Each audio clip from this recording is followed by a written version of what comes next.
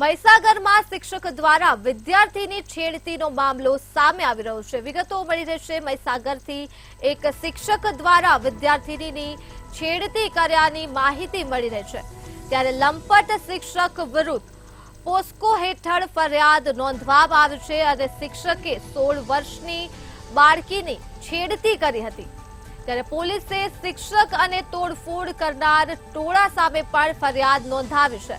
તોડફોડ કરનાર ટોળા સામે કાયદેસરની કાર્યવાહી હાથ ધરવામાં આવી છે। મહીસાગરથી આ મામલો પ્રકાશમાં આવી રહ્યો છે।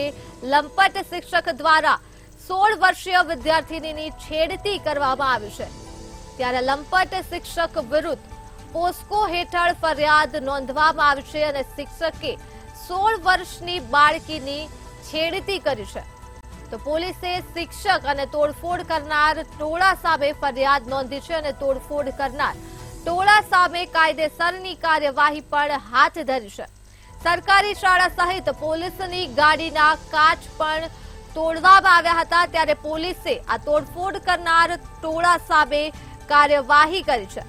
વિગતો મળી રહેશે। મહીસાગરથી શિક્ષક દ્વારા વિદ્યાર્થીની છેડતી કરવાનો મામલો પ્રકાશમાં આવ્યો છે। લંપટ શિક્ષક વિરુદ્ધ પોસ્કો હેઠળ ફરિયાદ નોંધવામાં આવી છે।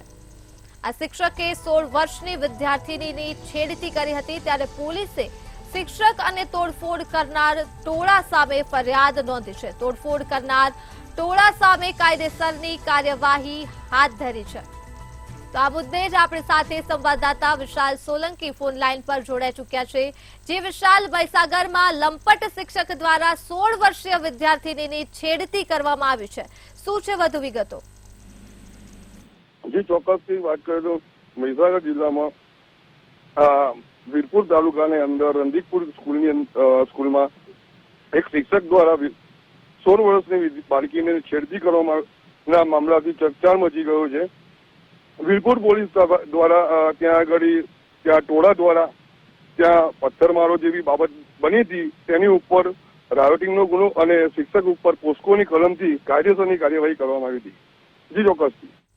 જી વિશાલ, તમામ વિગતો બદલ આભાર। તો મહીસાગરથી માહિતી મળી રહી છે, શિક્ષક દ્વારા 16 વર્ષીય વિદ્યાર્થીની છેડતી કરવામાં આવી છે। લંપટ શિક્ષક વિરુદ્ધ સમગ્ર મામલે પોસ્કો હેઠળ ફરિયાદ નોંધાઈ છે અને શિક્ષકે 16 વર્ષીય વિદ્યાર્થીની છેડતી કરી હતી, ત્યારે પોલીસે શિક્ષક અને તોડફોડ કરનાર ટોળા સામે ફરિયાદ કરી છે। તોડફોડ કરનાર ટોળા સામે કાયદેસરની કાર્યવાહી પણ હાથ ધરવામાં આવી છે, તો સરકારી શાળા સહિત પોલીસની ગાડીના કાચ પણ તોડવામાં આવ્યા હતા।